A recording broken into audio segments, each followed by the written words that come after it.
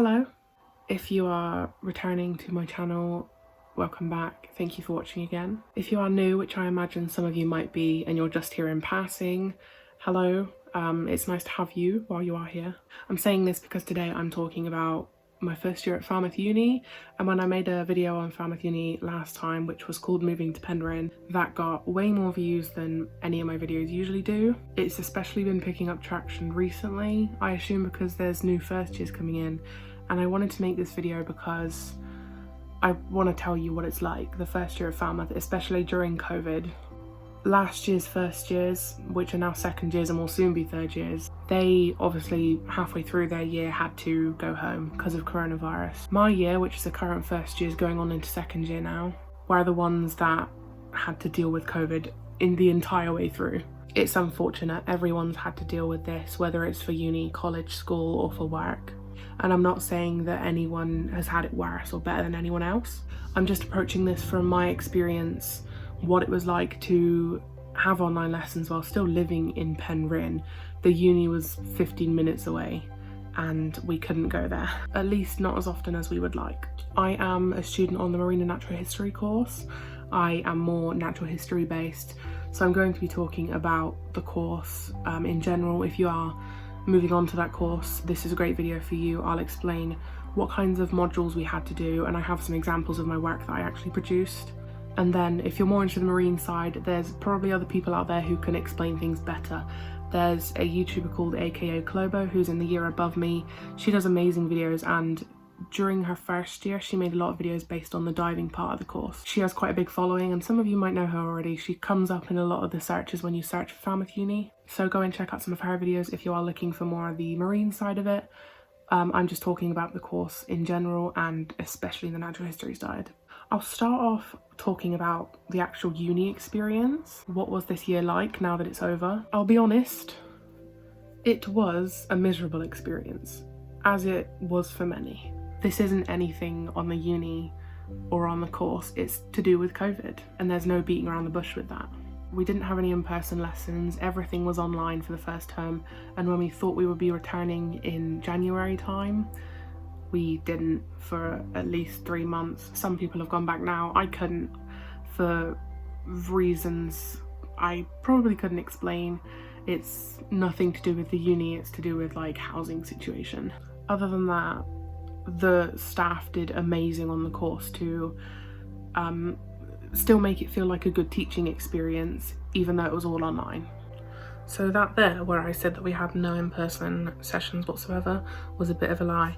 There's one thing that I completely forgot about, was actually one of my favourite parts entirely of the first year of this course, was the microscopy, which we did do in person in groups of 6. You will have a microscopy induction where you get to use the microscopes, and you can either come up with your own samples or they have pre-prepared samples that you can look at and take photos of. It's so fun, and obviously it'll be in person for you anyway, as most things will, but that's something to look forward to, absolutely. There were weekly pre-recorded lectures and lots of sources given to you. I honestly didn't go through all of them, I'll admit, because there were so many things that were given to us every single week, and you will have 3 modules at a time for both terms.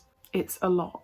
It's definitely a lot, but you can sort of pick and choose what you think is relevant to you. You still need to do all the stuff that your tutors tell you to do. I didn't meet a lot of people for obvious reasons. There were a couple of the folks I met on the course when we were told to do a group project, which was back in October, I think, a long time ago now. It feels like ages ago. Basically, while all the cases were low, we were split off into groups of 6. Ours only ended up being 4 because 2 of us couldn't make it. But 4 of us, which is me and someone I consider myself friends with now, and 2 other boys on the course who were super lovely, we all met up and went out and photographed, and it was such a fun time.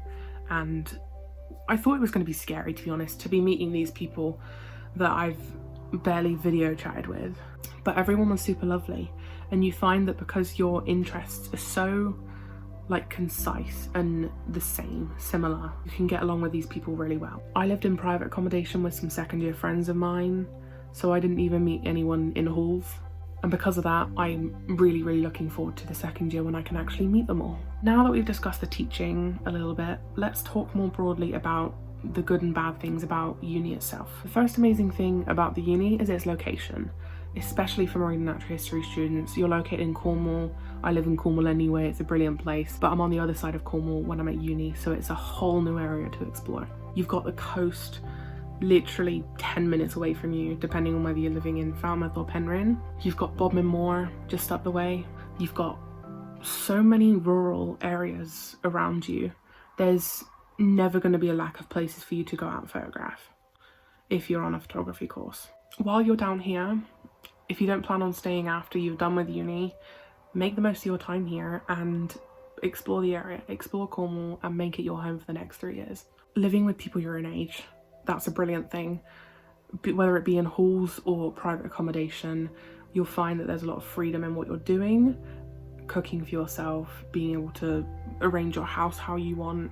You have the freedom to create your own space. And because of that, because of the mixed halls kind of situation, you can get a lot of collaboration, because not only will you make friends on your course, you will make friends on other courses. They're from all kinds of courses, all kinds of backgrounds, and all kinds of, you know, gender or whatever. Even ages, you can get mature students, and they are some of the loveliest people you'll meet. At uni, things like that are irrelevant. It doesn't matter whether you are 20, which is how old most of us will be, 18 to 20 or whatever, and then there's some students who will be 10 or 20 years older than us. Doesn't matter, you can make amazing friends out of those people. Also, the campus. The campus is brilliant. I've only been up there a couple times, unfortunately, but I can say that it's absolutely amazing. There's so many green spaces. It's all very open and modernised, while also having that nature aspect, which as a natural history student I definitely appreciate. I want to also briefly talk about some of the negative things. They're not major things, and it's not all tied to the uni. Some of it's just uni experience, where this isn't any reflection on Falmouth Uni, because I love Falmouth Uni. They've been an absolutely amazing institution so far. Number one thing I discovered, which you will notice in the video called Moving to Penryn on my channel, is that the stairs are a bloody nightmare.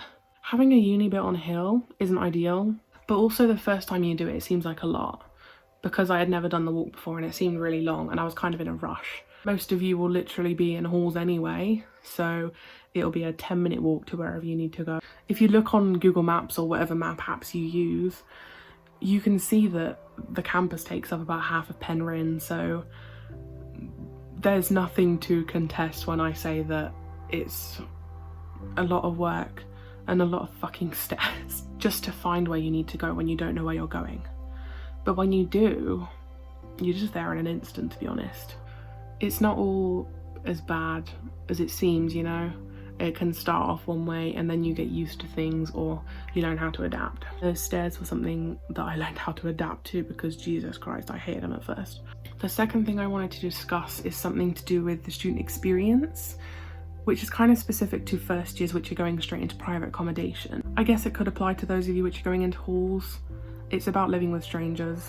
Living with strangers can be an absolutely wonderful thing. You get to make a bunch of new friends, but at the same time, it could go the opposite way, you know? You could end up having the worst enemies and you have to live with that. I moved into an actual house with 3 other second years while I was a first year. First of all, you have to pay council tax if you're doing that before you become a student. Usually the tenancies start around July and you don't become a student until September. You lose your student status after you leave college, and then you don't get it back until you officially start uni. And if you are living with second years who are already students, the council tax falls on you. You get it at a reduced rate, but you still have to pay it, and I ended up paying 3 months of council tax for a place that I wasn't living in yet. However, living in an actual house can be very rewarding. It's much quieter, it's a more residential area, so things are much easier accessed than if you were on campus where you'd have to walk further away just to get to the town. At the same time, I didn't know who I was living with really, apart from one of the second years who was my best friend from school from about 5 years previous, and that's why I chose to live with her, and also 2 of her first year housemates. While it was really good for a long time, there was a lot of tricky situations. If you're going to live with people, make sure that they are people that you know you work with. It might take a while to get your living situation sorted out. It's not an easy road. It will stress you out to look for a house because everyone will be looking at the same time. I would recommend looking as early as like January. I would recommend doing your research before you try to go for anything. I would say that even though I personally definitely preferred living in a house, you've probably already got your like housing situation sorted out by now anyway, but I would definitely go for the halls. It's the simplest way. Some say it's overpriced, but also you don't have to pay your council tax, and it's really simple and easy to move in and just get the process done. The final negative I want to talk about with the uni experience is the toxicity of people. This is something which can be applied to any part of life really, but I came to uni expecting people to be mature and be able to have adult discussions, which is true. In today's society, we talk about social issues a lot more than we used to, which I think is brilliant.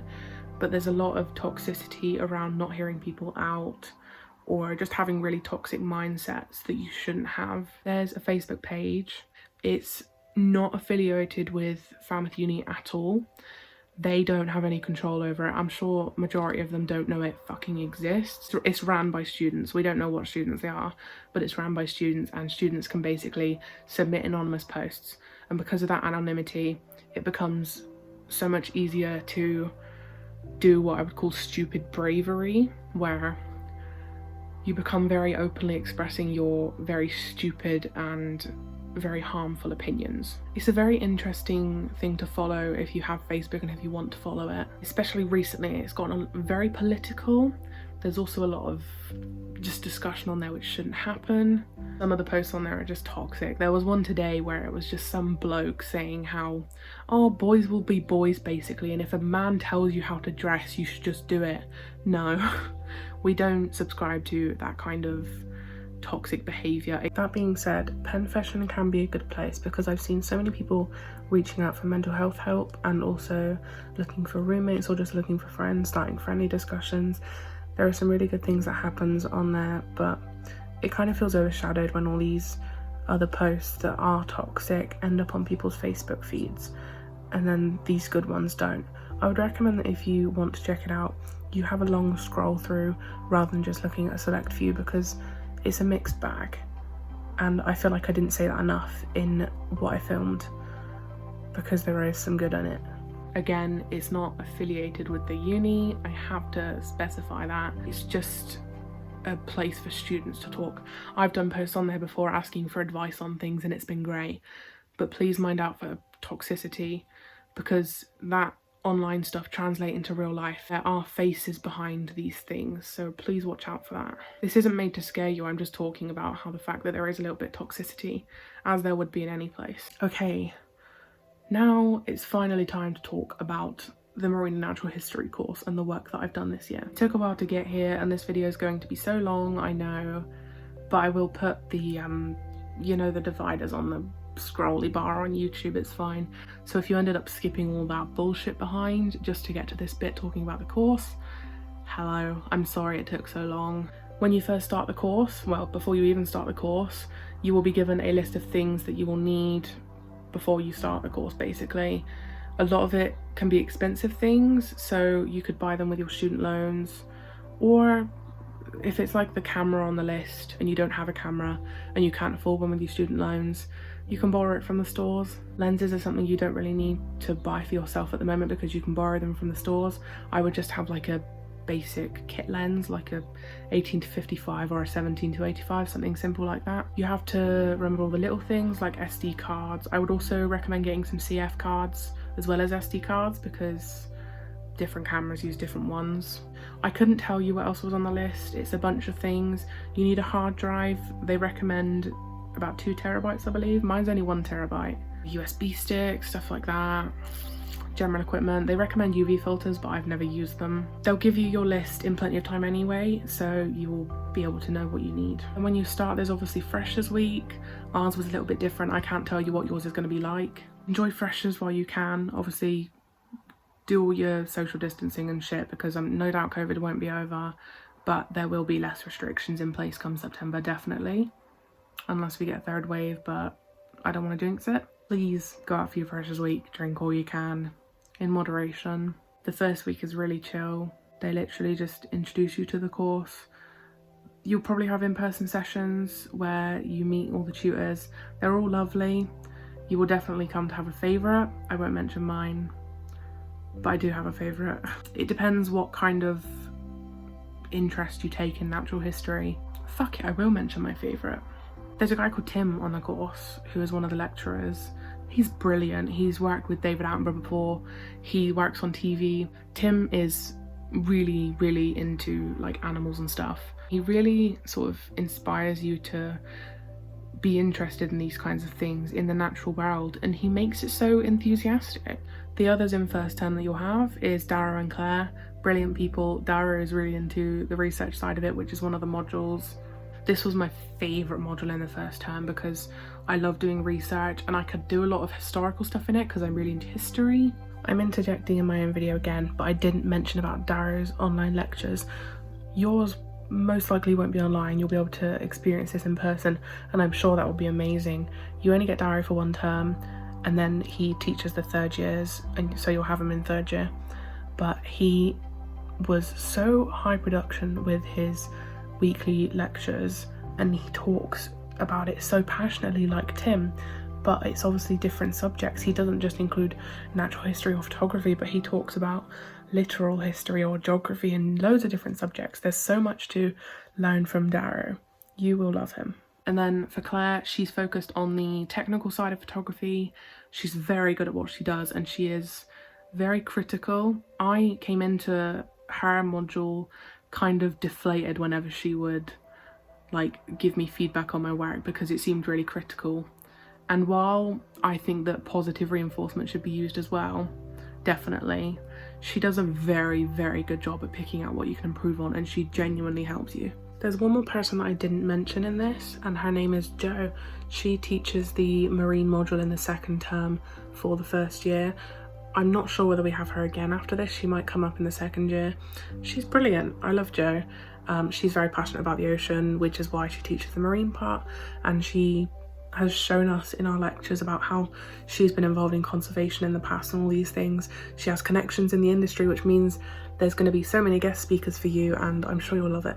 So, first term modules, you'll have a research module, a technical abilities module, and also the more natural history module. For the research module, we had basically a research journal, it was called, where we would do multiple pieces of research, self-guided, basically just asking questions that we were interested in. Maybe you're interested in the tides, so you do some research on the tides, or maybe you're interested in a certain species of animal, so you do research on that animal. The pet trade, you could do plastics in the ocean, other types of conservation. There's loads of things to look at. It's such a broad topic, natural history, and you could literally do your research on anything you're passionate about. Definitely go for something you enjoy talking about or researching. It will help you greatly because then you'll actually be able to put that passion into your work and it will show. In that module we also did something called a critical review, where we basically took 3 photographs and wrote about 350 words, I believe it was, on these photographs, analysing them, basically looking at different aspects within the photo to analyse it, explain why it's there, why this certain thing has been left in the photo or used in the photo. Why is a photo long exposure? Why is someone taking a photo of this particular animal? Then let's talk a little bit about the sort of natural history module, which focuses more on the natural history basis. You will have something called a field journal where you go outdoors bi-weekly. You get to choose your habitat. I chose some woodlands near where I lived. You basically record any species of plants or animals in the area. This is a wonderful bit of the course. You get to be in the field and you get to be recording these animals. It's about learning how to identify things. You write what you see, you write what the animal or the plant looks like, and then when you go home you can look in some books and you can try to identify it from what you've written, how you've described it or how you've drawn it. And also for this module you will produce a portfolio based on your habitat. For the more technical module, which more analyses your photographic abilities, you produce another portfolio and you will be given certain techniques that you need to use within your photos. For example, I think we had to produce a long exposure, a fast shutter speed photo, so maybe like a bird flying and you catch it really quickly, a panning photo, something that shows depth of field, something that shows rule of thirds, stuff like that. Moving on to the second term, because this is taking way too long, you have the marine environment module, which is about the marine environment. Usually I believe they would be diving around March time, possibly earlier. You'd be doing splash photography. I can't really say much on the marine environment because it's not my forte, as to speak. I'm more of a land person, but I'm sure there's videos out there which will describe it much better than I have. It's something to look forward to, I'll tell you that. The next module was called Communicating Nature, which was like an extension of the natural history module that I was talking about earlier. We had to write 3 captions for 3 photos and describe it based on scientific papers. Scientific papers are very wordy, so while I love this module because we had the freedom to photograph whatever we wanted, as long as we went with relevant scientific papers, it was exhausting. And then the final one was a location-based module where you had to photograph a location. Basically, it doesn't matter what kind of photos it is. It could be landscapes, it could be macro, although there is also a macro extension to this module. It's all very nice. I won't be showing any of my photos from those 3 modules because it's stuff that I've literally only just submitted, so I'm pretty sure I can't. All I can say is that this course is brilliant. I love it. The course is very rewarding, definitely. With or without COVID restrictions, you will enjoy it, and you will especially enjoy it when you don't have the restrictions, when you have the freedom to go wherever the fuck you want, where you have the freedom to meet up with people and be able to get help from other people on the course or photographers on the photography course. We can apply each other's skills to different things. So collaboration is so key, whether it's with other photographers, other photography courses, even if it's with like a fashion student, maybe they can do some sort of piece based on fast fashion, conservation, that sort of stuff. There's so much collaboration that can happen. I'm pretty sure the uni has like an entire website based on collaboration where you can post to try to find people to collaborate with. Most importantly, collaboration with your fellow classmates on the MNHP course. They're like-minded people.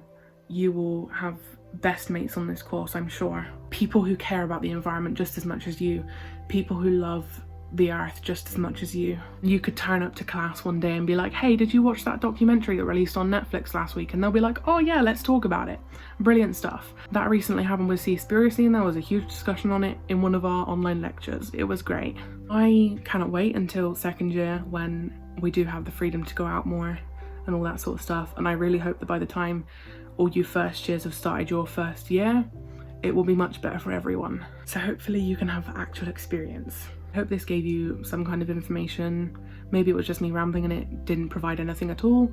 I hope you enjoyed. I hope you are excited for your first year at uni. Also, if you want to see what sort of photography I do throughout second year or what I've already done throughout first year, you can follow my Instagram, which is at han_on_earth. So if you have a photography Instagram where you put any of your work to do with nature and stuff, I would love to know.